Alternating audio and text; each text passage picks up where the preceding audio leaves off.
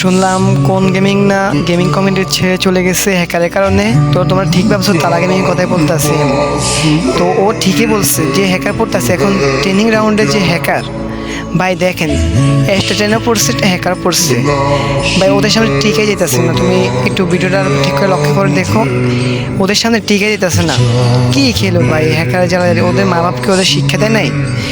রমজানের দিন রোজা রেখে মানুষ ইফতারি খায় ক্ষুদ্র গেম খেলে, যে সারাদিন রোজা রাখছে একটুখানি গেম খেলে মনটা শান্তি লাগে। আর ওরা এই জায়গায় হ্যাকটেক লাগায় কত কি করতেছে, ফালতু চোদা বালেরা গালিও দিতে পারতেছে না রোজা রমজানের দিন, নাহলে শোনাইয়া দিতাম। তার আগে কিন্তু কমে কইছি, আমি হইলে তো ভালো করে বইটা দিতাম, মুখে দিয়ে খারাপ পাশে আনে। তোমরা ঠিক করে গেম প্লেটা দেখো। হ্যাকারটা ভাই তোরা যা করলি জীবনে উপরে গেলে জীবনে, এটাই আমার আল্লাহ তাআলা দোয়া করলাম আমি তোমাদের জন্য, আর কিছু পারলাম না। আল্লাহ হাফেজ আজকের জন্য। জাহান্নামী জাহান্নামী জাহান্নামী জাহান্নামী।